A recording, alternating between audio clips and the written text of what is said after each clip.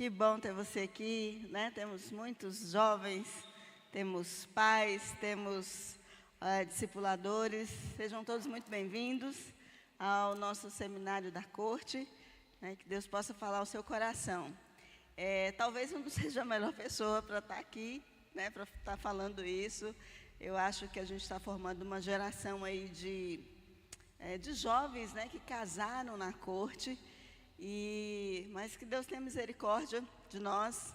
Nós, como pastores da igreja, há alguns anos, eu acredito que há mais de 15 anos, né, atrás, nós começamos num processo de entender sobre relacionamento sobretudo entre jovens, entre pessoas que querem se casar, né? Então eu acredito que faz mais de 15 anos. E nós fomos buscar, né, referências, nós fomos estudar, nós fomos ler livros, né? Quando eu falo nós, assim, eu e Luiz Carlos, como pastores da igreja, na nossa igreja, quando a gente começou há 22 anos atrás, 23, né? 23 anos atrás, então nós não tínhamos muitas direções a respeito disso, a respeito da vida dos jovens, então nós começamos, então, a aprender com algumas igrejas que já tinham esse sistema de corte, que vocês conhecem aqui na igreja como RA, e aí nós procuramos aprender. E desde lá, então, né, a gente vem ensinando isso aos nossos jovens, com alguns seminários, né? Há algum tempo a gente fazia esse seminário com muita frequência, e nós imergimos, né? A gente mergulhou nisso de cabeça, e como em todas as outras áreas. Aí quando eu digo que eu não tenho, talvez não seja a melhor pessoa, né, porque eu acredito que essa geração, né, que tem de fato vivido esses princípios, e aí eles vão poder falar com mais, e já podem falar, né, nós já temos muitos casais que já podem falar com muito mais propriedade sobre isso, né? E como alguém que vive isso, né, como a experiência, alguém que está experimentando e que tem essas experiências.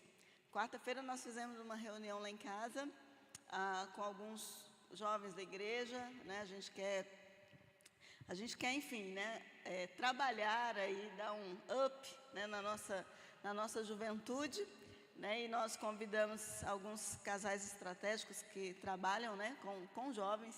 E eu achei muito interessante, porque nós sentamos à mesa, né? A nossa reunião foi lá na mesa da minha casa, né? E com exceção de nós mais velhinhos, né? Eu, pastor Luiz Carlos, pastor Hélio, né? Com exceção nós também, o Alan também estava, né? Os demais jovens, todos que estavam lá tinham casado na corte, né? Que era o Felipe meu genro, Felipe Naves, o Tandson, o Ângelo, né? E aí, quando eu me deparei, né, com essa realidade, eu fiquei tão feliz, gente, fiquei tão feliz. Que bom, né, que a gente fica feliz assim com coisas tão simples, mas tão profundas, né? Eu falei, então nós já temos uma geração, né? Uma geração, nós já temos, na verdade, uma geração, nós já temos uma cultura na igreja. E a gente pode dizer que quem não entra nesse relacionamento que a gente chama de corte, na verdade, hoje é uma exceção, né? E isso é tão bacana. E aí, por que a gente quer falar sobre isso? Por que a gente faz tanta questão, né? A gente não desiste de falar sobre isso, a gente continua falando sobre isso. E como nós conversando essa semana, eu e o pastor Luiz Carlos, a gente conversando, eu e Luiz Carlos, né, o pastor. Aí ele falou, Sônia, a corte é um patrimônio que a gente tem na Igreja de Cristo Dóculos, né? Eu falei, e realmente, nós temos esse patrimônio, né, que é a corte, que é essa cultura de corte. E eu quero falar um pouquinho sobre isso, começar, né, nesse seminário aqui, começar. O Tantos me convidou e me deu alguns temas. Como eu já falei, nós estamos baseando, claro, não somente nesse livro, então nós temos esse sistema de corte, nós temos muitas palestras, nós já falamos muito a respeito disso, né? Mas o pastor Iago Martins, ele escreveu um livro chamado Fogo no Parquinho, e eu achei né, a Paula falou desse livro e eu li, não consegui lê-lo todo, né? Mas eu assisti todas as ministrações. Na verdade, ele ministrou e depois o livro foi escrito, então eu consegui assistir todas, né?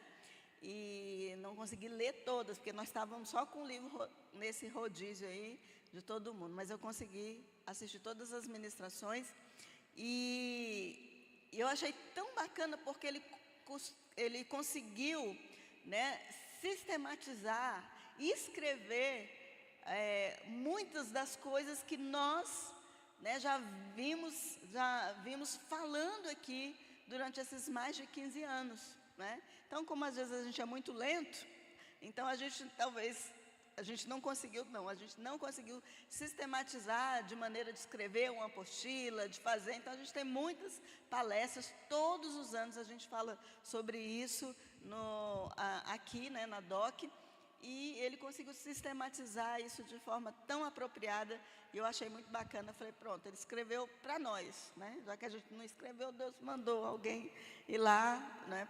E essas coisas costumam dar muito trabalho. Então, ele traz a corte de uma maneira bem prática e também de uma maneira teológica, uma abordagem teológica, né? Então, a gente quer falar um pouquinho sobre isso, e é claro que não vai dar para a gente destrinchar aqui tudo, mas durante esses dias eu acredito que a gente vai esclarecer, a gente vai reforçar, né? A gente vai trazer aqui à memória aqueles que lembram, e enfim, né, a gente vai discutir um pouquinho sobre isso, tá bom? Então, e por que falar de corte? Por que falar de RA? Por que falar de namoro? Então, corte é esse sistema de relacionamento entre pessoas que pretendem, né, se relacionar com o fim, né, do matrimônio, até chegar no matrimônio, né? Então, muitas igrejas chamam de muitos nomes, algumas igrejas que adotaram esse sistema: romance real, namoro especial, enfim, né, outros aí que eu não me lembro, não vou me lembrar. E nós, por conta do nome, né, da nossa igreja, a gente colocou romance aprovado, né, e que logo os jovens deram um jeito de resumir, né, e colocar RA. Então, quando a gente fala RA, é disso que a gente está falando, né, desse romance diferenciado, e algumas igrejas chamam de namoro, amizade especial, enfim, tá bom? Então, por que a gente precisa falar disso? Por que a gente resolveu falar disso? Por que a gente resolveu estudar sobre isso? Por que a gente resolveu voltar a nossa atenção para isso, né, e estabelecer essa cultura no meio da nossa igreja? Bom, primeiro, tá? E eu vou falar aqui rapidamente, porque é muita coisa, né, que eu gostaria de falar. Eu sei que não vai dar tempo, mas tem muita coisa. Primeiro, porque a gente sabe que esses assuntos relacionados, né, à solteirice, né, a namoro, a noivado, a casamento, geram inúmeras inseguranças e dúvidas nas pessoas. Sim ou não? Então a gente sabe que muitos crentes, muitos jovens, muitos irmãos, muitas irmãs, né, pessoas que são tementes a Deus, realmente têm um coração que quer agradar a Deus, muitas vezes está perdido em meio às emoções, em meio às suas responsabilidades, como que vai escolher a pessoa, né, para a sua vida, e, enfim, né, essa pessoa que supostamente vai passar o resto da sua vida. Então, a gente vê que muitas pessoas, mesmo temente a Deus, mesmo com esse coração, querendo glorificar a Deus, está perdido em suas emoções e não sabe muito bem o que fazer. Então, a gente também sabe que muitos jovens, sobretudo os jovens, né, como a gente está falando aqui de um possível casamento, muitos jovens ou pessoas que vão casar, né, elas muitas vezes fazem escolhas baseadas puramente nas suas emoções, né, e muitas vezes enganando a si mesmo e achando que está fazendo uma boa escolha, desconsiderando algumas questões espirituais também, né? E também a gente vê que muitos crentes, eles enfrentam problemas relacionados à santidade no período que antecede o casamento. Então, isso é fato. Então, quando nós fomos estudar sobre a corte, né, nós trabalhamos já com jovens quando a gente era da PIC, da Primeira Igreja de Cristo, né, e a gente acompanhou muitos jovens, a gente acompanhou muitos namoros, e eu não temo em dizer que a maioria dos relacionamentos não honravam a Deus, não representava a santidade de Deus nos seus relacionamentos. Então, essa era uma verdade, isso há quase 30 anos atrás, e a gente sabe que isso não melhorou, né? O fato é que isso possivelmente piorou, né? Por quê? Porque nós estamos vivendo numa cultura do nosso tempo, onde a nossa liberdade, né, ela é um bem, né, que a gente procura, que a gente quer fazer as nossas escolhas, né, contando, né, com os nossos sentimentos, com as nossas emoções, e muitas vezes esquecendo o que as Escrituras diz sobre isso, tá bom? E por isso é tão importante a gente falar sobre isso. E às vezes mesmo dentro da igreja as pessoas estão vivendo relacionamentos que deveriam ser para a glória de Deus, mas aí eles esquecem de perguntar à Bíblia ou a Deus, né, o que Deus pensa a respeito disso, porque nós estamos imersos em uma cultura, né, relativista, uma cultura que vai não só vai nos empurrando, mas vai impregnando em nós algumas ideias, e que a gente nem percebe que essas ideias estão, na verdade, contra Deus, contra a Bíblia, contra os princípios que Deus estabeleceu para os relacionamentos, né? Então, o fato é que um misto de todas essas coisas acaba que, mesmo dentro da igreja, a gente tendo padrões, né, a gente tendo a Bíblia, né, a gente tendo aquilo que Deus estabelece, né, para os relacionamentos, às vezes os jovens ou as pessoas que vão se casar acabam se relacionando muito mais por uma carência emocional para suprir uma necessidade do seu ego, da sua alma, do que para glorificar a Deus, que é o que deveria ser a nossa vida, tá bom? Então, de cara, né, eu queria falar aqui, eu vou falar algumas frases assim bem, né, soltas, mas ao mesmo tempo são conectadas, né? O fato é que na Bíblia, o namoro que não objetiva o casamento, ou o relacionamento que não tem como fim, ou como pelo menos alvo se casar, não pode existir no meio da igreja. E essa é uma realidade bíblica, e eu vou falar para você por quê. Então, por isso é tão importante a gente falar sobre isso, tá? E eu espero que nesses dias aqui, vocês, pais, discipuladores, jovens, adolescentes, todos nós aqui, possamos rever as ferramentas e utilizar e receber essas ferramentas poderosas que vão ampliar, né, a nossa compreensão a respeito dos relacionamentos. E aí, como eu disse, vamos chamar de RA, eu talvez vou chamar de romance, vou chamar de corte, e de repente até namoro especial, enfim, ou namoro, né? Embora essa palavra aqui a gente vai ver que é uma convenção muito moderna, tá bom? Então, a gente espera que durante esses dias você possa ser ajudado, né? Também não só para aqueles que vão viver ou que precisam viver, para jovens, mas também, como eu disse aqui, para pais, para discipuladores, que muitas vezes são questionados e também têm dúvidas, têm inseguranças com relação a esse tema, e assim a gente vai edificando e trabalhando com a nossa juventude, né, e com as pessoas que porventura possam nos questionar a respeito disso. É interessante que geralmente a primeira pergunta que as pessoas fazem quando a gente vai falar de relacionamento, qual é a primeira pergunta que as pessoas fazem? É o que você faria? Qual é a primeira pergunta, ou quais são as perguntas mais comuns quando a gente vai falar disso? Alguém se arrisca a fazer alguma pergunta aí? É o que pode e o que não pode, é ou não é?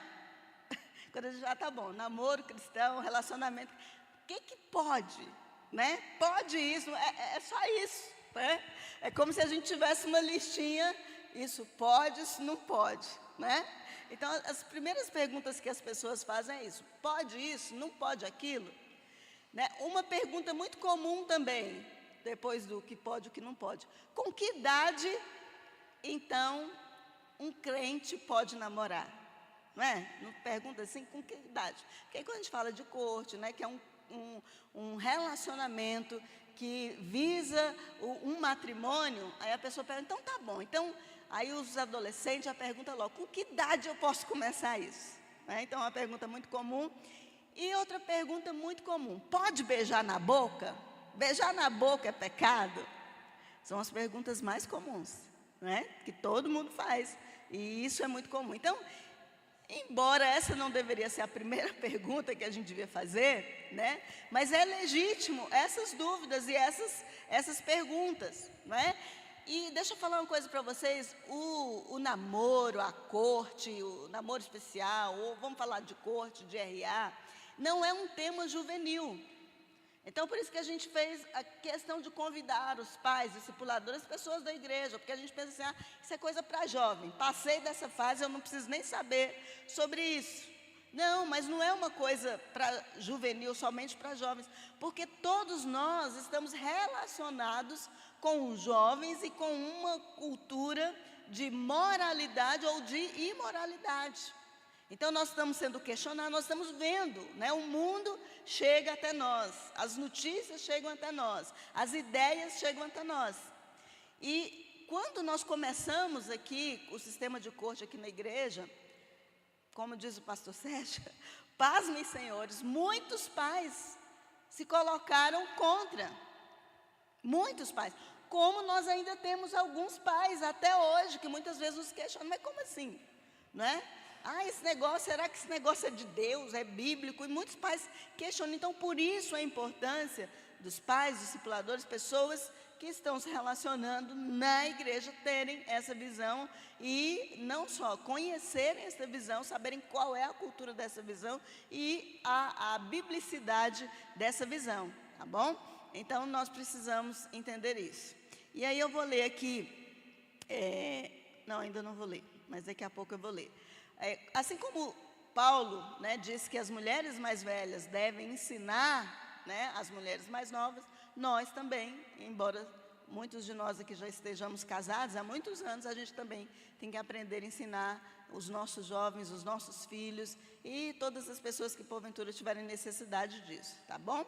Então, não é, como eu disse aqui, infelizmente não é incomum, né, que os adultos, os próprios adultos ou pais de adolescentes, de jovens, né, instruam os seus jovens de maneira incorreta, né, e às vezes o que eles querem também são respostas como essa: com que idade então eu posso deixar meu filho namorar? Então eu posso deixar meu filho beijar na boca? Então eu posso deixar a namorada ou o namorado do meu filho ficar aqui em casa, deixar eles sozinhos? Então, muitas vezes os pais também, né, têm essas dúvidas e precisam ser instruídos, tá bom? Então, a gente tem a certeza, eu quero que você tenha a certeza que a palavra de Deus, ela tem resposta para todos esses questionamentos.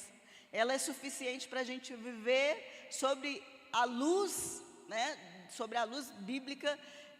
Eu tenho uma convicção disso, e que você tenha também, né, que Deus tem resposta para essas nossas dúvidas e que a gente possa aprender um pouquinho sobre isso aqui, tá bom? Então, a gente sempre parte do pressuposto, o pastor Luiz Carlos repete isso com muita veemência, né, e repetidas vezes. Ele diz: namoro não existe na Bíblia, e esse é um fato.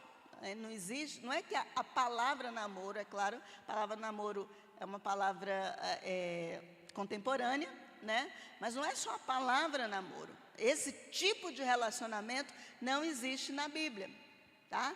E aí você pode perguntar: mas então como é que as pessoas se casavam? Né? Então como é que as pessoas se encontravam, já que não tinha namoro? Existe uma forma, e eu quero aqui tentar rapidamente dar um breve histórico aqui sobre o namoro, né?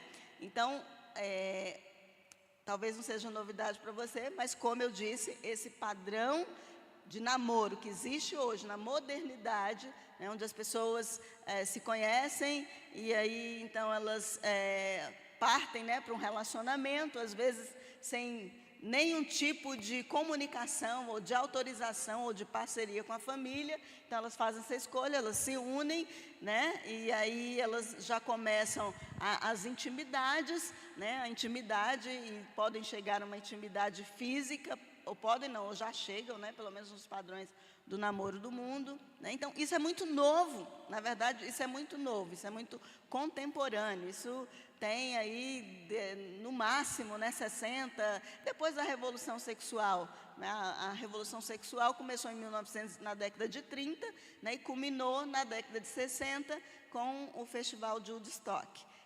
O pastor Luiz Carlos tem uma palavra, eu acredito que está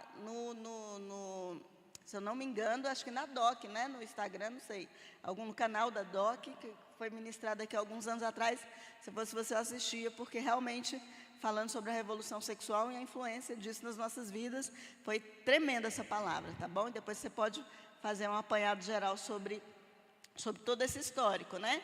Então, da década de 1930 para cá, com a culminância do não faça guerra, né, faça amor. Então, essa é uma coisa bem nova, o namoro nesses padrões que a gente conhece, tá bom? Então, existia várias formas, pelo menos nas comunidades primitivas, de se relacionar, de se chegar a um matrimônio. Por exemplo, nas sociedades primitivas tribais, algumas mulheres elas eram tomadas, né, através da invasão, da captura, e então aquelas mulheres eram dadas ao casamento por aqueles homens que tinham aquelas mulheres como despojos de guerra, tá? Então havia-se nas comunidades primitivas e tribais. No judaísmo antigo, por exemplo, o padrão era o casamento, os casamentos familiares, né? Os pais definiam com quem o filho ou a filha iriam se casar, e era dessa forma, né? E a gente vê isso na Bíblia, em Gênesis 24, Abraão manda o seu encarregado para ir buscar uma esposa para o seu filho Isaac. Então, Isaac só conheceu Rebeca praticamente ali nos dias que ele ia se casar. Então, vai lá, faz o convite, ela aceitou, né? Então, eles se conheceram ali, né, e casaram praticamente, né, naquele momento.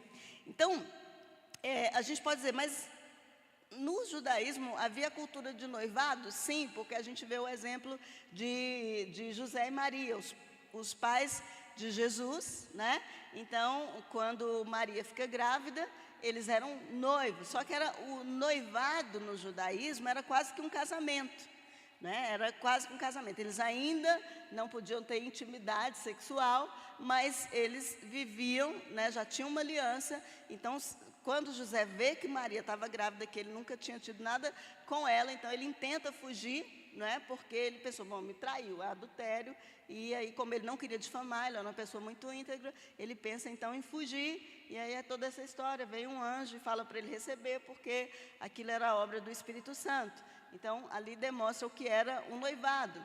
Por exemplo, nas culturas árabes, ainda hoje, né, não é uma coisa do passado, vários casamentos são arranjados, ou por motivos financeiros, outras questões, os pais entram em acordo e decidem casar os seus filhos, né? E os filhos que, em obediência aos pais, casam-se com a pessoa escolhida, né? E os filhos ali não têm nenhuma participação no processo de escolha do noivo ou do cônjuge, né? Então, é mais ou menos essa a cultura que a gente vê por aí. No período medieval, o amor começou a ganhar destaque, né, como resposta aos casamentos arranjados. Então, começou-se a priorizar no período medieval, né, o amor romântico, o casamento onde os noivos, né, os pretendentes, faziam suas próprias escolhas, e foi aí, né, que começou, então, mais ou menos esse período dessa escolha. Então, a partir daí, da Idade Medieval, teve a cultura do cortejo, né, a cultura do cortejo, daí onde vem a palavra corte, né? Então, muitos livros, muitos filmes, e você assiste aí alguns filmes da Idade Medieval, você vai ver a história desses cortejos, né? Então, o homem ele não podia ficar sozinho com uma moça, então ele tinha que, se ele demonstrasse algum interesse, ele tinha que ir na casa primeiro ou mandar uma carta, não é? Então pedir autorização para estar então com aquela moça, entregar um cartão, e aí a moça decidia se ia convidar o homem à sua casa ou não. Então era mais ou menos assim na Idade Média. Na Idade Média havia os cortejos, tá? Então antes do século XX, o processo de cortejo já tinha começado, né? Onde um escolhia, enfim, se interessava e procurava aquela pessoa, né? Um casal interessado, então ia passar um tempo junto para se conhecer, né? E visando também o casamento. Então, o cortejo também se visava o casamento. E aí se dava, então, no casamento com aquela pessoa com quem você tinha interesse, tá? E aí, como eu disse, principalmente nessa época, né, os casais, então, eles não podiam, né, ser vistos publicamente juntos, sozinhos, sempre tinha que ter um acompanhante, que era famoso a vela, né, que a gente chama, não sei se ainda chama, na minha época chamava de vela, não sei como é que é hoje, né, então aí tinha que ter a vela, né, e não era permitido toques, beijos, né, nem mesmo segurar na mão, né, o beijo no rosto não era culturalmente aceito também, né, só que a gente sabe que essa cultura de cortejo, então, ela foi mudando. E os historiadores, eles se dão conta de que a invenção do automóvel, né, fez mudar radicalmente essa cultura. Porque antes, quando o homem e mulher, casal, pretendente, não podia sair sozinho, né, com a invenção do automóvel, então, e o cortejo era feito dentro da sala, né, da casa, quando se era permitido, então eles começam então a sair sozinho, né, então ir para locais privados e alguns, às vezes, locais públicos também, mas desacompanhados então da figura da vela ou mesmo desacompanhados da família, tá? Então, do que ocasionou, né, esse distanciamento da corte, como era feito, né, até a Idade Média, foi o automóvel, né, muito responsável por isso, e também, como eu já falei, a revolução sexual, né, também foi muito responsável, que mudou radicalmente a forma da sociedade de interpretar a sexualidade, né, a sua individualidade, o seu corpo, então mudou radicalmente, tá?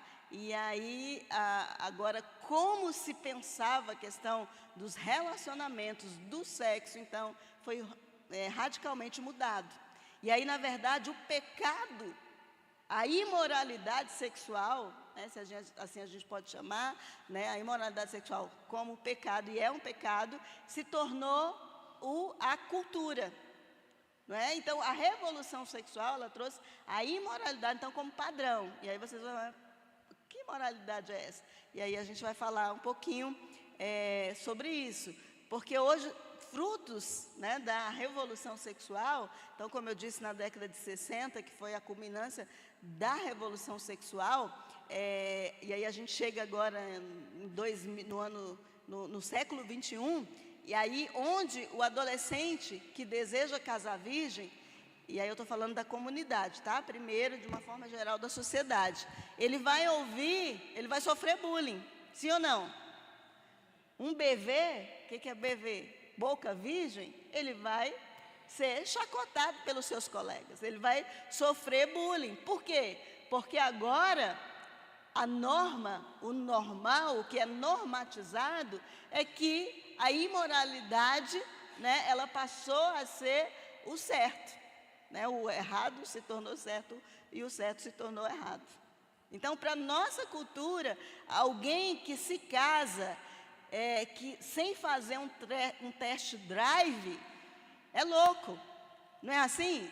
Na nossa sociedade é assim, né? Casar sem fazer sexo, casar sem testar. E uma das perguntas muito comuns que as pessoas fazem nesses seminários é essa: mas como que eu vou casar com a pessoa sem nem ter beijado? Né? Sem saber se eu vou gostar ou não. Não é assim? Né? A gente que responde essas perguntas, as pessoas falam isso. Como é que eu vou conhecer a pessoa sem beijar? Como que eu vou conhecer as pessoas sem beijar? Eu conheço um monte de gente aqui, gente, e nunca beijei elas, e nem vou beijar, em nome de Jesus. Um monte de gente, pessoas amigas, conheço a alma, conheço, não é?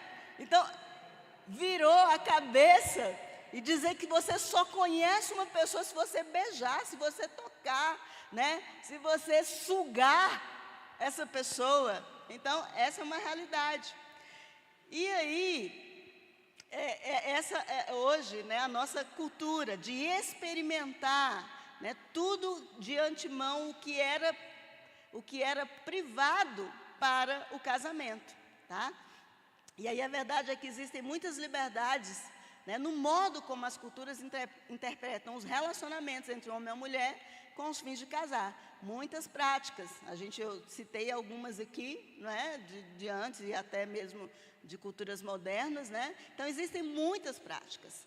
E aí, o que a gente tem que trazer aqui para a nossa realidade, a pergunta que a gente tem que fazer, né, já que a gente já evoluiu como humanidade, será que a gente também pode evoluir na maneira como nós, igreja, nos relacionamos, adotando o namoro moderno como um padrão a ser seguido?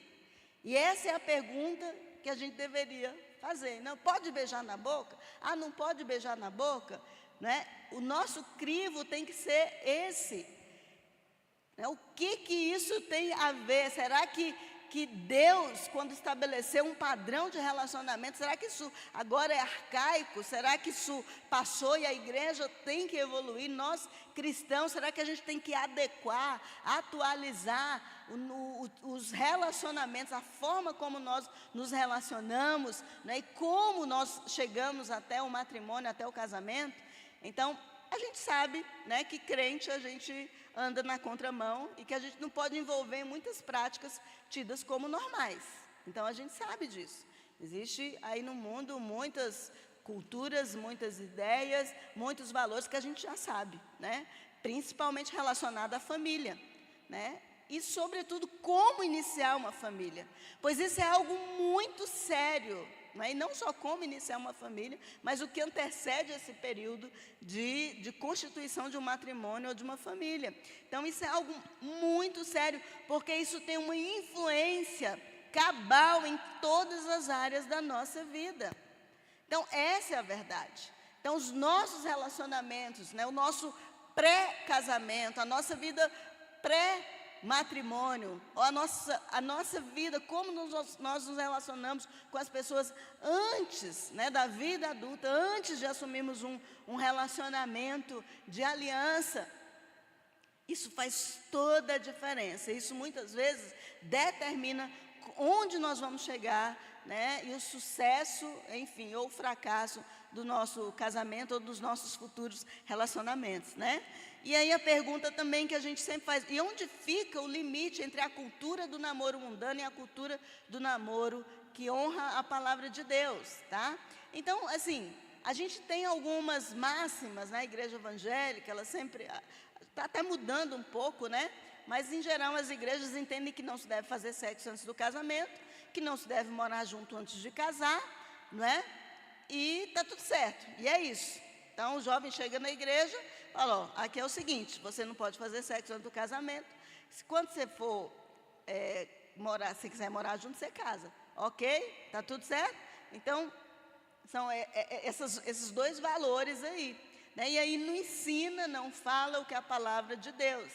Então, o que nós precisamos fazer? Avaliar a forma desse namoro moderno, a influência dele sobre a vida da igreja, a forma como nós fomos ensinados, muitas vezes, o que é natural, o que é comum, né, para como encontrar uma esposa, como encontrar um marido, como nos relacionar, mesmo antes, né, de encontrar essa pessoa. Será que a gente pode incorporar essa cultura do namoro?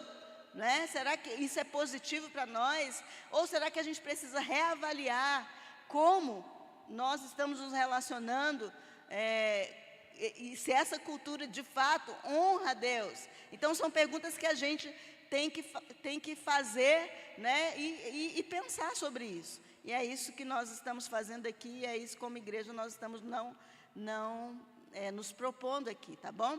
Então, o fato, eu acho que isso já é um consenso, é que nós não podemos namorar como o mundo namora, não podemos ter a cultura que o mundo tem, e isso a gente sabe. Então, a gente vai definir um pouquinho aqui sobre o que a Bíblia diz sobre namoro, sobre solteirice e sobre preparação para o casamento. Então, será que existe um modo correto de definir como os relacionamentos começam?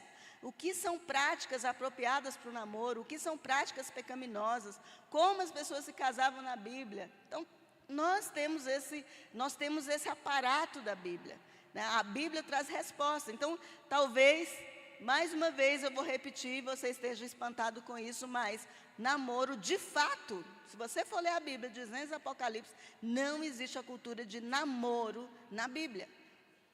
Na Bíblia só existe 2 tipos de pessoas com relação aos relacionamentos: solteiros e casados, né?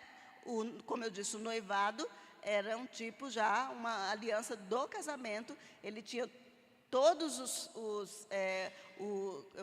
as obrigações de um casamento, ainda não havia sido consumado. A gente não entende muito bem o que era esse período, mas aquela pessoa já tinha assumido. Às vezes por conta de uma situação financeira, né, as pessoas ainda não podiam ir morar juntas na mesma casa, né, às vezes por uma situação de guerra, às vezes por uma situação, enfim, várias situações que não permitia aquele casal ainda morar juntos, mas eles já haviam contraído o noivado, que era uma espécie de pré-matrimônio ou de matrimônio. Então, aquilo ali já era um divórcio, caso alguém desistisse. Então, na Bíblia só existe solteirice, ou solteiro, ou casado.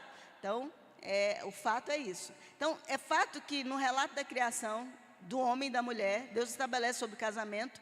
Ele fala muito sobre casamento, mas a gente não vê sobre namoro e sobre cortejo, porque quando Deus fez Adão e Eva, Deus fez e já fez o casamento deles, certo? Então, não é muito claro a respeito disso, não nesse livro, tá?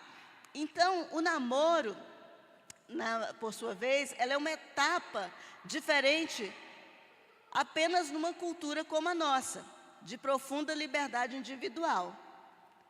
Então, na Bíblia não tem essa fase, né? Quando um homem se interessava por uma mulher, ele ia na casa dos pais, conversava com os pais, ou os pais, também havia casamentos arranjados, ou o pai e a mãe arranjavam aquele casamento. Então, gostou? É isso mesmo? Então já fazia o casamento, tá?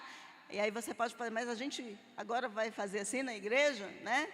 Os pais vão escolher, ou enfim, não, nós não estamos falando sobre isso, nós estamos dizendo que nos moldes que há hoje, onde o namoro é um entretenimento, o namoro é um momento para as pessoas curtirem um ao outro, sem a intenção de contrair matrimônio, não existia na Bíblia, tá bom? Não existia na Bíblia, tá? Então, esse é uma realidade moderna, tá? Isso é uma realidade moderna. Então, o problema é que o namoro, na nossa cultura, ele passou a ser um momento, né? Ou ter um selo, ou ser um lugar, ou ser uma caixinha, onde as pessoas têm os privilégios, né, do matrimônio, sem os deveres da aliança. Vocês estão entendendo isso? Então, na nossa cultura é assim que funciona o namoro, né? Então, o namoro, ele passa a ser um lugar especial, é tipo assim, é uma sala mágica, é um selo mágico, onde a pessoa, ao entrar no namoro, ela pode ter os privilégios de uma pessoa casada, ok? Ela pode ter os privilégios sem ter o ônus de uma pessoa casada. Então, é isso. Então, o namoro se tornou isso na nossa cultura, bom? Então, isso não faz parte da cultura do namoro bíblico, né? O namoro não é um carimbo mágico que permite, de forma legal, muitas práticas comuns no casamento. Então, é isso que a gente tem observado, tá? Então, por isso, o namoro se torna uma imoralidade sexual, muitas vezes, porque as pessoas tomam mão daquilo que está restrito ao matrimônio. Então, como na Bíblia não tem namoro, ou a pessoa era solteira, ou a pessoa, então, era casada. E aí a nossa cultura moderna trouxe, a gente chama de namoro esse estado, né, como se fosse um estado especial, onde as pessoas, ao entrarem neles, elas podem ter os petiscos do casamento, sem ter o compromisso da aliança do casamento. Então, é uma invenção moderna cultural inexistente na Bíblia, né, que põe a pessoa num estado de exceção. Então, de exceção para alguns mandamentos divinos. E é isso que se tornou o namoro, né? Então, é uma caixinha onde você, ao entrar, você vai ter privilégios do matrimônio, mas que você não tem a aliança, você não tem a obrigatoriedade, você não tem o acordo, você não tem um compromisso, você não tem as promessas próprias de um casamento, tá bom? E aí a gente precisa entender isso. Por exemplo, a Bíblia diz que em Timóteo, eu vou achar aqui, depois eu falo para você, o apóstolo Paulo escrevendo para Timóteo, ele diz que os homens têm que tratar as mulheres da igreja, as suas irmãs da igreja, como se fossem uma irmã, certo? Mas ele não está falando de irmã de igreja, ele está falando como se fosse uma irmã biológica. Como é que os homens, quantos homens nós temos aqui? Quantos homens desses aqui têm irmãs? Como é que você trata a sua irmã? Hã? Tem uns aqui que até dá porrada. Mas você percebe que quando nós tratamos, né, com jovens que têm irmãs, eles não têm nenhum tipo, pelo menos a maioria, né, a maioria de toda regra tem sua exceção, e no mundo tão esquisito que a gente está vivendo, mas de uma forma geral, você olha para a sua irmã, né, com um coração terno, né, você não tem lascívia com a sua irmã, e a Bíblia fala a respeito disso. Mas quando alguém começa a namorar, ele trata a sua namorada como a sua irmã? Será que ele trata a sua namorada como a sua irmã? De forma nenhuma, né? Geralmente não. O pastor Iago Martins, ele dá um exemplo que eu achei muito bacana. E aí eu vou dar esse exemplo também. Se você chegar na casa de um pastor, vamos colocar aqui, lá na minha casa. Se você chegar na minha casa, meu marido estiver lá, você bater, estou precisando do pastor, vou lá na casa dele, desembesta lá para a minha chácara. Bate lá em casa, ele está lá em casa. E, de repente, sai uma irmã, e você pergunta, a pastora Sônia está aí? Você, não está não, nós estamos só nós dois aqui, sozinhos, estou conversando aqui, discipulando essa amada. Você vai achar estranho isso? Hã? Você vai achar estranho? Eu acho que você vai achar mais do que estranho. Né? Você vai ter alguma coisa errada, o pastor sozinho aqui, com essa pessoa na igreja, né? Mas se você chegar, olha só, se você chegar na casa de um casal que está namorando, e eles dois estão sozinhos em casa, você vai achar estranho? Muito estranho? Só os muito crentes que acham muito estranho. Só os muito crentes que acham muito estranho. Só quem entendeu o que é um relacionamento. Por quê? Porque a gente entende que o namoro, não é? Essas permissividades são normais. Se você vê o pastor Luiz Carlos sozinho, passeando para cima e para baixo com uma mulher que não sou eu, e chega na igreja, e sai da igreja, e vai, faz compra, você acha normal isso? Por quê? Hã? Porque não é a esposa dele, não é verdade? Mas se você vê um casal de namorado para cima e para baixo, andando dentro do carro, fazendo compra junto, andando junto, você acha estranho? Só que aquela pessoa não é a esposa dele. E por que no namoro, então, ele tem algum selo, algum crachá de que no namoro ele pode fazer isso? Então, é assim que nós tratamos o namoro, né? Então, essa invenção do namoro é como se a pessoa tivesse o direito de apropriar do que é próprio de uma relação matrimonial. Porque a gente normaliza, né, que nesse lance, nesse evento, nesse momento chamado namoro, alguém pode viver um semi-casamento, né, sem o ônus, é claro, da promessa, da aliança. E aí, vocês estão entendendo que, como é sério essa questão, né, como nós pensamos do namoro, como nós adquirimos do mundo, como nós buscamos no mundo, né? Isso se tornou um padrão também para nós, né? Então, no namoro, nós normalizamos, né, o que era atribuído para o casamento. E é isso que acontece. Então, o interesse sexual promíscuo para uma pessoa na igreja, se você é solteiro, você não pode ter, mas se for pela sua namorada, você pode ter. Se é por alguém que você está apaixonado, você pode ter. E aí a gente vai normalizando isso, porque a nossa cabeça já funciona como uma cabeça, né, de pessoas que estavam lá no mundo, que adquiriram os padrões do mundo, né? Então, se a gente for observar, é isso que a gente está fazendo, né? Então, a gente se dispõe a pensar no namoro como algo que aceita as exceções, que vai satisfazer as nossas necessidades e as nossas carências. As nossas carências, é isso. Então, eu sou carente, e aí eu preciso satisfazer isso, você acaba se satisfazendo. E aí eu nem estou falando aqui de sexo no namoro, eu nem estou falando disso, tá bom? Eu estou falando dessa visão e desse padrão que a gente trouxe do mundo para dentro da igreja, tá? Então, algo muito estranho, né? Algo muito estranho que a gente não vive, né, conforme os padrões bíblicos, é algo muito estranho, acontece dentro da igreja, mesmo nos namoros, ou enfim, nos relacionamentos que a gente tem dentro da igreja com jovens e, sobretudo, com pessoas solteiras, né? Então, isso se torna um contrassenso. Um homem não pode desejar uma mulher que não seja sua esposa, certo? Vocês acham que um homem não pode desejar uma mulher que seja sua esposa, que não seja sua esposa? Quem concorda com a Bíblia?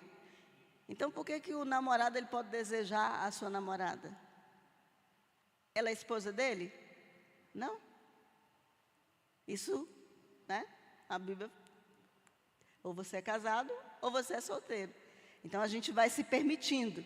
Você não pode cobiçar nem no coração, porque isso já é adultério. Mas aí, nós dentro da igreja, a gente tem o senso ou o contrassenso de dizer que se eu estou sentado, a pessoa está namorando, está no sofá da sala, né, beijando na boca de uma mulher que não é a sua esposa, está tudo bem, porque aquilo é um namoro. Aí está tudo bem, não é? Então, se você está beijando na boca de uma pessoa que não é sua esposa, né, se você está desejando pegar aquela mulher que não é a sua esposa, ok. Se tem um rótulo de namoro, está tudo bem, né? Está tudo explicado. Então, a gente percebe que essa é uma invenção cultural que fornece liberdades e que permite a prática do que em outras condições seria pecado. Mas porque é namoro, não, a gente não entende como pecado. Então, eu sair com um homem que não é o meu marido, ou mesmo que eu seja solteira, você que é solteiro, sair com uma menina que não é a sua esposa, e, enfim, não é? A gente se escandaliza. Mas se for namorado, aí tudo bem. Aí tudo bem. Então, perceba o contrassenso que nós estamos vivendo e que nós trazemos essa realidade para dentro da igreja. E aí o apóstolo Paulo fala, 1 Timóteo 5:2, diz que eu ia achar, que deveria tratar todos os jovens, o homem, deve tratar todas as jovens como toda pureza, como se fossem suas irmãs. E é isso que a Bíblia fala.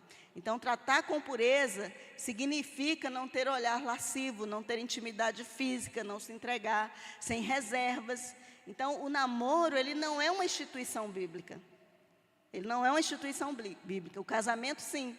Então, só se deve fazer com que o seu namorado, a sua namorada, aquilo que se faria com uma irmã ou com um irmão. É isso que o namoro tem que ser feito, porque você não é casado. Então, você trate o namoro ou a corte, é o tratamento daquela pessoa como se fosse uma irmã ou o seu irmão, tá? Então, esses são exemplos que eu dei aqui. Se dois jovens solteiros são vistos se beijando no shopping, ou mesmo se abraçando demoradamente no estacionamento da igreja, isso não seria um escândalo sério, desde que eles fossem namorados, ok? Se eles fossem namorados, tá tudo ok, tudo certo. Se não for namorado, você viu lá o fulano, não é? Então, veja esse contrassenso. Então, o namoro, muitas vezes, é trazer para a vida do solteiro os benefícios e as responsabilidades da vida do casado, mas sem aliança. Só que aí, a Bíblia chama isso de imoralidade. A Bíblia chama isso de prostituição. Então, a gente pode achar que não. Mas olha só, 1 Coríntios 7, de 1 a 2, diz assim, Paulo falando, né? Agora, quanto às perguntas que vocês me fizeram em sua carta, digo que é bom que o homem não toque em mulher. Mas, uma vez que há tanta imoralidade sexual, cada homem deve ter sua própria esposa e cada mulher seu próprio marido. Então, o apóstolo Paulo está falando aqui, né, que tocar numa mulher, tocar em alguém que não é o marido, que não é sua esposa, você está cometendo imoralidade sexual. Porque ele fala, então, por isso que eu aconselho para vocês, né? Agora, vocês, como eu disse para vocês, que um homem não toque mulher. Mas, se você não dá conta de fazer isso, então, você se case, né? Então, a imoralidade, cada homem deve ter sua própria esposa. Você quer tocar em alguém, né? Você quer se relacionar com alguém, então, você se case. Porque se você tocar em alguém que não é o seu marido, que não é a sua esposa, ele está dizendo, vocês estão cometendo imoralidade sexual. E é isso que ele está falando aqui.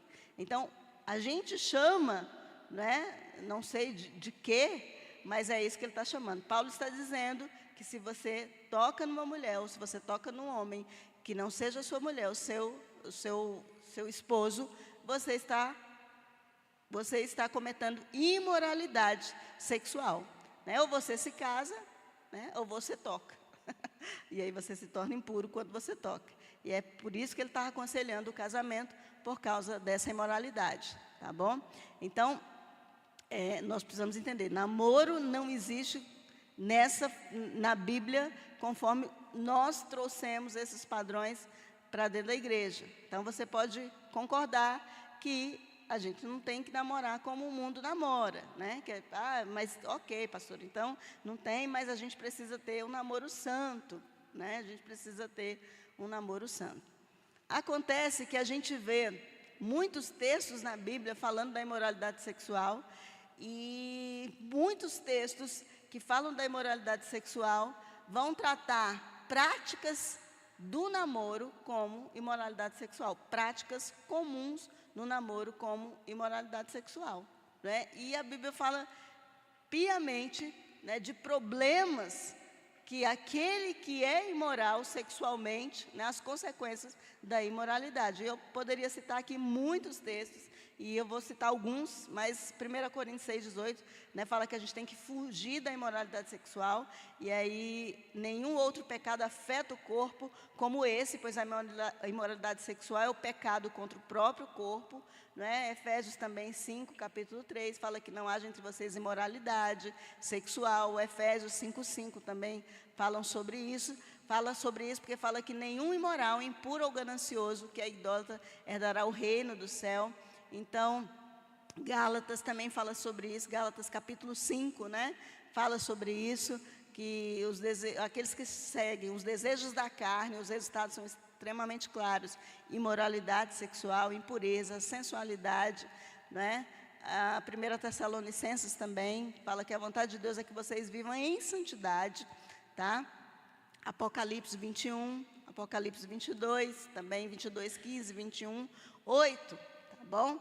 Então, se nós entendermos que muitas das práticas que nós entendemos como namoro é imoralidade, a Bíblia trata como imoralidade, nós, enquanto cristãos, por isso que nós fugimos da prática do namoro, porque a imoralidade é um pecado.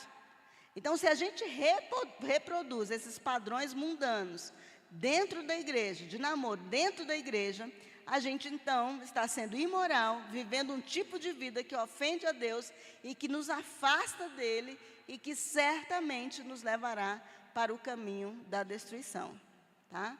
Então, e muitos casamentos já começam exatamente falidos porque nascem regados da imoralidade. Então, sobre a influência dessa cultura de imoralidade onde nós estamos inseridos, em que nós estamos inseridos, né? E muitas vezes nós, pastores, muitos líderes, a gente faz vista grossa para a imoralidade, porque às vezes a gente não sabe como responder, né? O que dizer, e a gente não tem pulso para dizer para os nossos jovens, está errado, né? A Bíblia não fala a respeito disso. Nós temos um amigo pastor, né, que, enfim, né, tinha uma mentoria com a gente era influência na vida dele. Então, como a gente sempre teve esse sistema de relacionamento aqui, ele falou, não, vou implantar na minha igreja e tal, né, e ele começou todo animado e tal. Aí, quando ele viu que o negócio não era fácil, e que os jovens começaram a espernear, né, e, enfim, ter muitos problemas na igreja, por causa disso, chegou para a gente e falou, pastor, eu não dou conta, vou liberar, quem quiser namorar, namora. Eu falei, lá na igreja também, quem quiser namorar, namora, né? Mas nós vamos continuar dizendo que a maioria, 90% da prática do namoro é imoralidade sexual. É imoralidade sexual. Então, o namoro, ele é um tempo para conhecer alguém. Para conhecer alguém, não para conversar com a língua, né, dentro da boca do outro, porque não dá para você conhecer, como eu disse aqui, né? Então, se você está conhecendo alguém, né, você, não necessariamente você beijar aquela pessoa, você amassar, você tocar aquela pessoa, você está conhecendo. Então, o namoro deveria, então, ser esse tempo, ou a corte é esse tempo, né?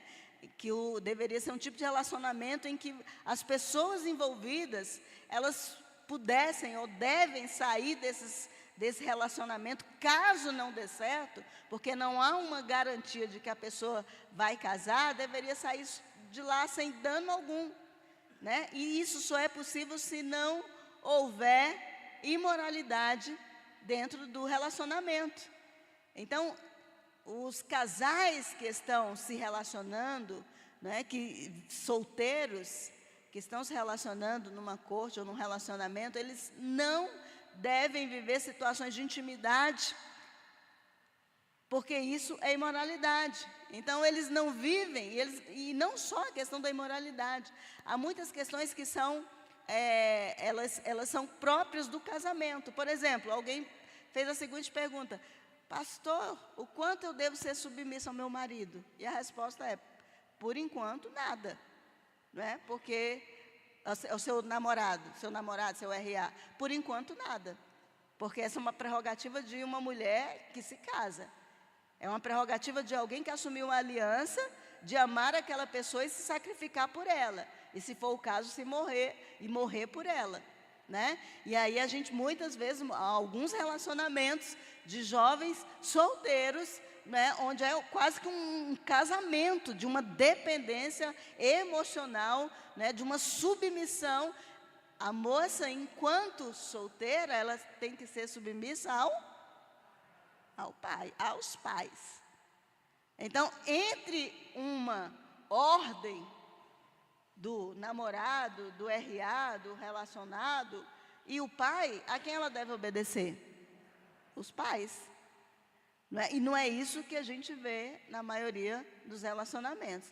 Então, os namorados, eles não podem viver as situações não só de intimidade, mas nada que está restrito ao casamento. E essa é uma das questões que eu falei aqui, tá bom?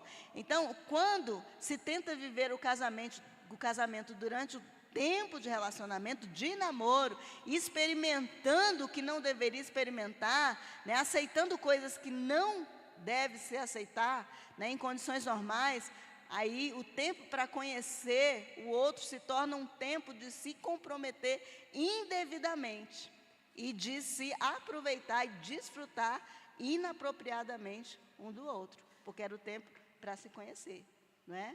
Para se conhecer. Aí sim, isso é conhecimento, tá bom?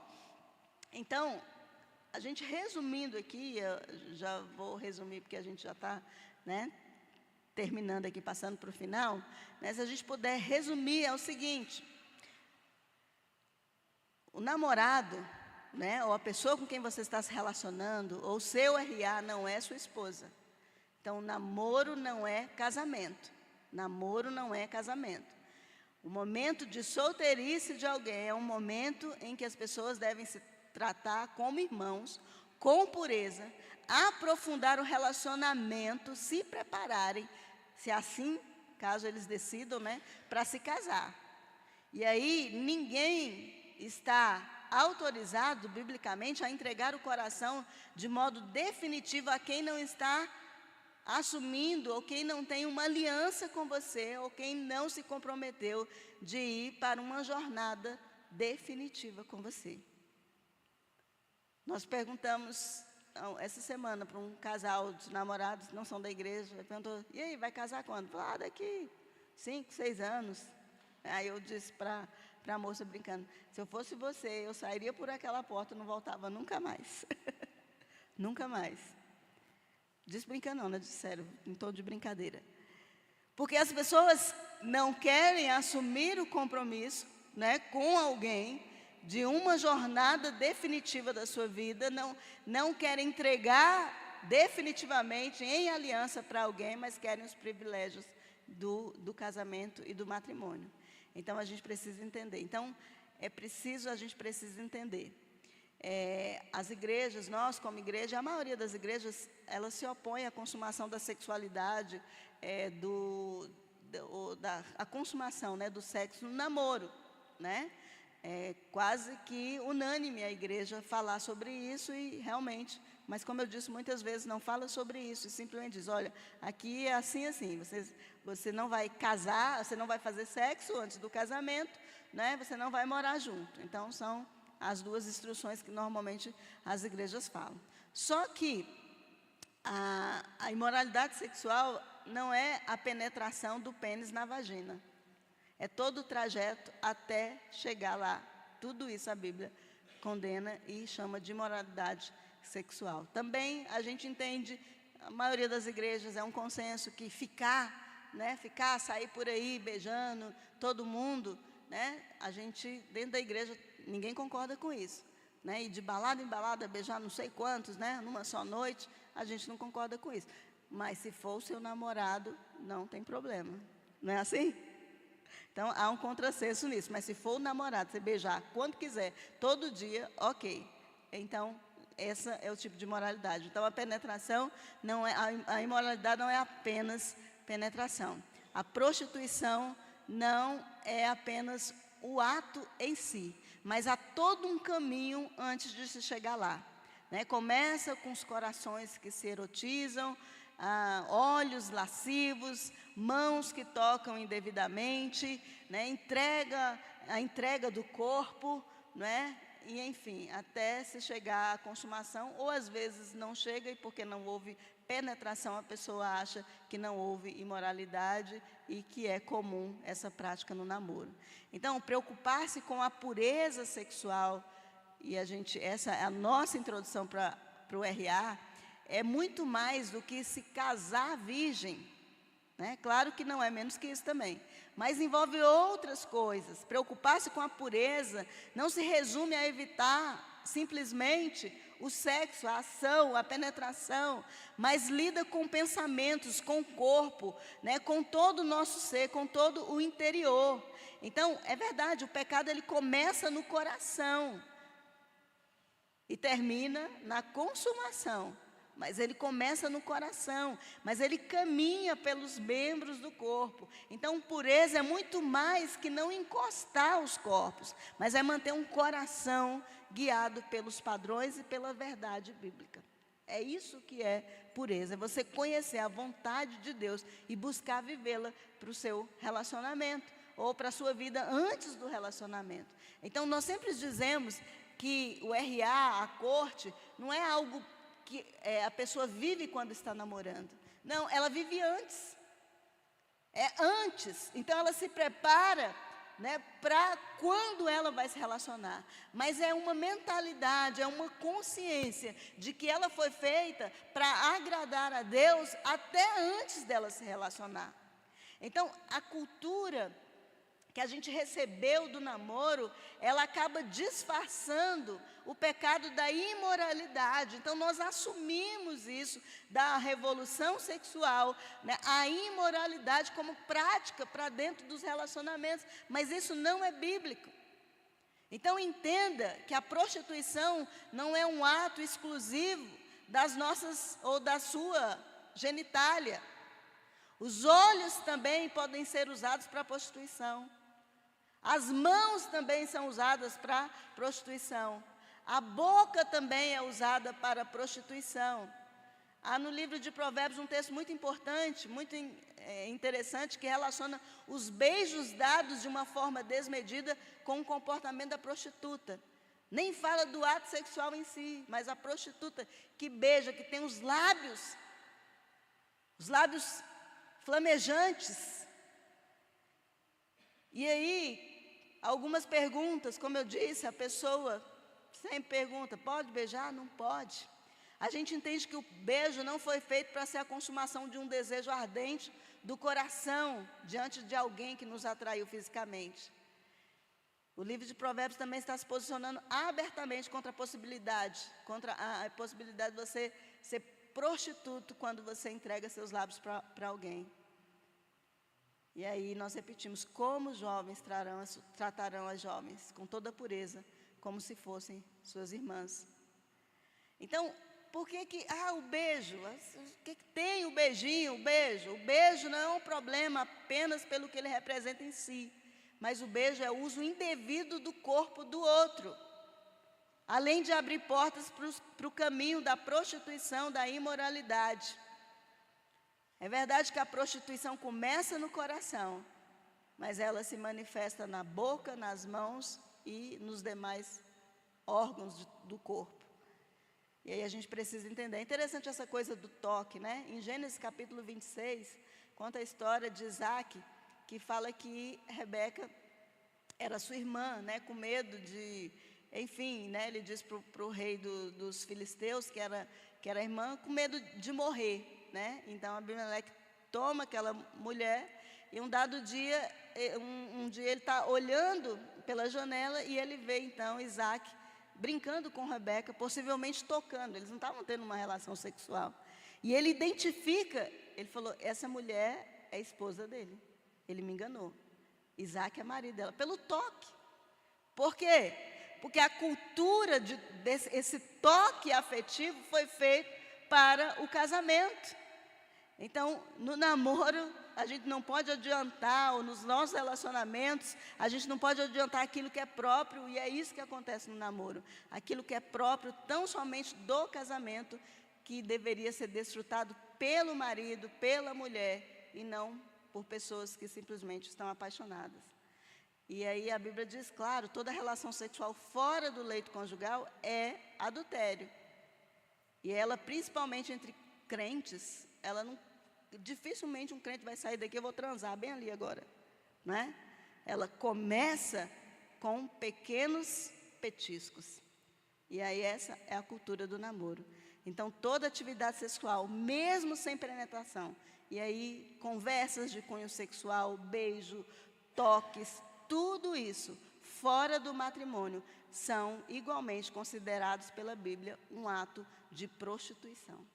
Por isso que não existe namoro na Bíblia, porque todas as vezes em que a Bíblia se refere a atividades, beijos, toques, fora do casamento, a Bíblia se relaciona isso com imoralidade sexual ou prostituição. Então, todo sexo que não ocorre dentro de um casamento é uma atitude de prostituição e digno do julgamento de Deus. E por isso o apóstolo Paulo fala, fujam da imoralidade sexual. Aí a pessoa pensa que o apóstolo Paulo está falando, não, fuja da pornografia na internet. Não, fuja de ver mulher pelada, de ver homem, enfim. A gente pensa que é isso, não é? A imoralidade sexual. Não, a Bíblia trata todas essas intimidades que são restritas ao casamento como imoralidade sexual. E é por isso que nós não entendemos, não adquirimos, não aprovamos a cultura do namoro, porque nós temos uma cultura de corte aqui na igreja. Amém? É por isso que nós entendemos que um relacionamento aprovado, com uma cultura de corte, né, é algo especial, é um momento especial, onde as pessoas estão se conhecendo, sem entrarem numa modalidade de petiscar aquilo que é próprio do casamento. Então, a corte, como eu disse aqui, o RA, ele começa antes de você se relacionar. E continua depois que você está se relacionando. E continua depois que você se casa. Essa é a cultura da corte. Porque é a visão de uma vida santa que rejeita aquilo que Deus rejeita. E que ama aquilo que Deus ama. Amém? Essa é a nossa cultura e é isso que nós vamos buscar. Então, é isso, por isso que nós não aceitamos, por isso que nós não concordamos com o namoro, porque a Bíblia é muito clara sobre isso. E aí, para concluir, eu não queria deixar vocês tristes, tá bom, gente? Deixei alguém triste aqui. Talvez algumas pessoas fiquem, ai meu Deus, e agora, né? Eu já estava preparada aí para começar, né? Enfim, talvez porque a sua mente ainda não foi transicionada. Talvez você goste desse padrão, né? De namoro mundano, enfim, né? Gosta de pensar como seria bom, né? Beijar, abraçar, tocar, se deleitar com a pessoa, né? Que você supostamente vai se apaixonar, né? E aí eu não queria deixar ninguém triste, tá? Aqui. Então, mas o nosso propósito é que nós, como igreja, nós queremos agradar ao Senhor. Amém? Como filhos, como cristãos, nós queremos agradar ao Senhor. Então, nós queremos aconselhar os nossos filhos. Eu sei que muitos pais têm muita dificuldade de tocar ou de falar, né, sobre esses assuntos com os seus filhos, né? Muitos pastores, muitas vezes a gente desespera, né? Vê algumas situações dando tão erradas, né? Como eu contei a história aqui desse pastor, ele disse, não, pastor, está tudo errado lá na igreja. Parece que quanto mais eu falo, né, mais o povo peca, né? Então, nesse desespero. Porém, o nosso propósito enquanto igreja é que nós possamos agradar a Deus, glorificar a Deus em todas as etapas da nossa vida. Amém? Seja jovem, seja enquanto casado, seja enquanto adolescente, seja depois que você casou e que já tenha muitos anos de casado. E aí nós queremos viver essa cultura. E se viver essa cultura quer dizer abandonar, né, o namoro, abandonar essa visão do namoro e dizer não, que namoro não existe, né? E muitas vezes ser chacotados com isso, até como igreja, como pastor, porque nós já fomos, de certa forma, já sofremos bullying muitas vezes como pastor. Na sua igreja tem essa cultura de corte, como é que é isso? Não, né? Isso está certo, está errado, enfim. Né? Ainda assim, nós queremos continuar, porque nós entendemos que é um custo muito pequeno para a alegria que é agradar a Deus e construir uma família sólida, né, e viver debaixo desses princípios de glorificar a Deus em todas as coisas e em todos os momentos da nossa vida. Fique de pé, nós vamos orar e pedir graça para Deus aqui. Pedir graça de Deus.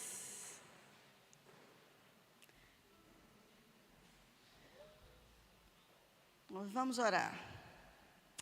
Vamos orar, vamos pedir graça. Não é fácil, né? A gente sabe que não é fácil.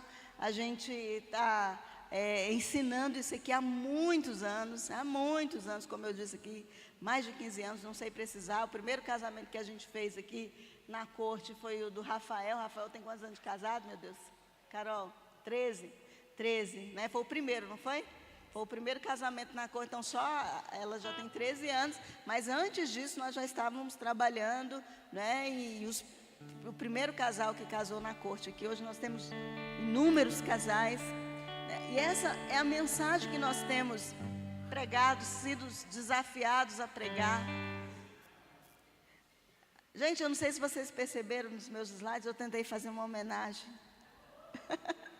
para alguns casais. As fotos que eu tinha no meu Google, eu tentei fazer. Eu sou péssima de slide, viu, gente? Sou péssima. Eu demorei a manhã inteirinha para botar essas fotos nesse negócio aí, para vocês terem uma ideia, né?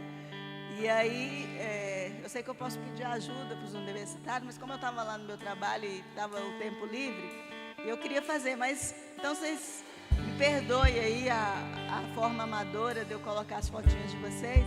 O primeiro, não sei se o Ângelo veio, botei você, só que você estava de costas, você viu, né? Foi seu casamento. O primeiro foi você lá em casa.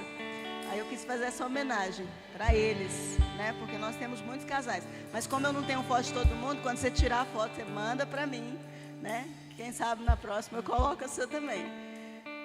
Porque assim, como o pastor Luiz Carlos falou, isso é um patrimônio.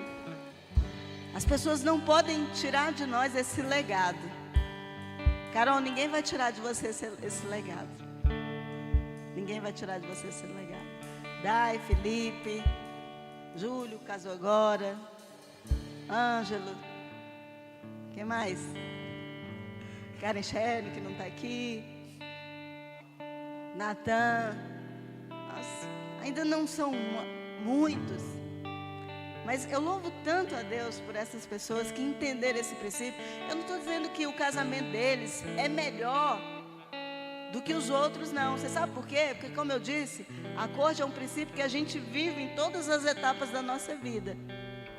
Eu não estou dizendo que o casamento deles é melhor do que aqueles que não casaram, porque se você não tiver persistir em agradar a Deus em todas as etapas da sua vida, mesmo um casamento que casou na corte direitinho, pode estar afadado ao fracasso. Se você não observar, conheço pessoas que casaram na corte e se separaram. Não é? E também a gente não pode fazer disso agora, as pessoas mais santas, e fazer disso, sabe, da corte, adorar, né? Porque tem gente que o legado dela se torna motivo de adorar. Não, é simplesmente entender princípios bíblicos para as etapas da nossa vida, para fases da nossa vida. A gente não pode normatizar aquilo que a Bíblia não normatizou. A gente não pode chamar de legal aquilo que a Bíblia diz que é ilegal.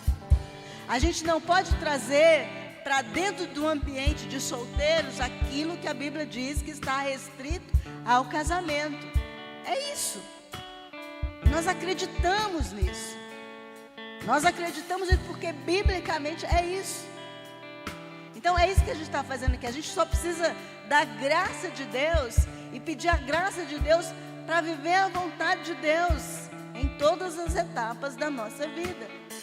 E aí, como o jovem, alguém que vai se relacionar, né, ele está muito exposto a todos esses conceitos, a toda essa cultura. Então, para ele é mais difícil. Nós estamos aqui para ajudar, como igreja. Nós estamos aqui como pais, como discipuladores, como pessoas mais velhas, aqui para ajudá-los a viver.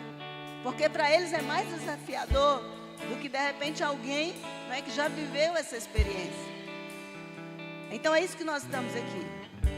Então nós vamos orar e pedir graça a Deus, para que os nossos jovens tenham força para querer agradar o coração de Deus.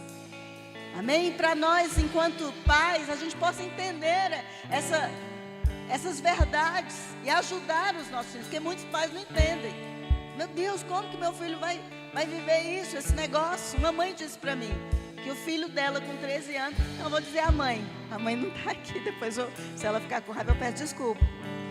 A Elisângela, a mãe do Júlio, ela disse que o Júlio chegou em casa um dia com 13 anos de idade, falou assim: mãe, eu só vou beijar a pessoa com quem eu vou me casar no altar. Aí a Elisângela falou assim: tá ficando doido, Júlio? Oxe, onde tu aprendeu isso? Eu, não, mãe, E ele disse que ele nem tinha sido ministrado ainda, então, né, sobre corte. E ele chegou em casa com essa decisão: mãe, eu só vou beijar a mulher que eu vou casar no dia do meu casamento. E ela disse que não, a pastora, eu confesso para você, eu não entendi aquilo, até hoje eu ainda tenho umas dúvidas. Ela me falou desse jeito, até hoje. Mas graças a Deus, né, meu filho tem uma bênção, está na igreja e vai se casar. Ele ainda não tinha se casado, faltava alguns dias. Então muitos pais não entendem isso. Mas se você for buscar biblicamente, se a gente quer agradar o coração de Deus, a gente vai ver que não há espaço na Bíblia para namoro. A Bíblia não fala sobre namoro. A Bíblia considera imoralidade sexual toda prática que está restrita ao casamento, fora do casamento. E é isso que nós vamos orar. Pai, em nome de Jesus, nós queremos essa graça de viver como igreja, de viver, ó Deus, nessa verdade, nesse princípio, Senhor. Nós não estamos aqui porque queremos proibir os nossos jovens de namorar. Nós estamos apenas ensinando, ó Deus, as pessoas, os jovens, os pais, ó Deus, as pessoas que aqui estão, a como agradarem o Senhor em todas as áreas da sua vida e, sobretudo, nos seus relacionamentos. Obrigado, Deus, por esse presente maravilhoso. Obrigado por nós podermos extrair da Tua palavra essas verdades, ó Pai, porque o mundo quer nos moldar, mas nós dizemos não, Senhor, porque nós cremos que a Tua palavra é a verdade. Nós cremos, ó Deus amado, que Tu és essa fonte de água viva, Senhor amado, que jorra para as nossas vidas, que jorra para os nossos relacionamentos, que jorra para os nossos corações, em nome de Jesus, amém? Vamos cantar aquela música de novo? Tu és, essa música é perfeita, é linda, porque só somos capazes de viver os princípios de Deus se essa fonte de água viva jorrar sobre nós. Aí você nunca mais vai ter sede. Aleluia. Por favor, vocês podem cantar. Eu já me despeço e agradeço você. Amém?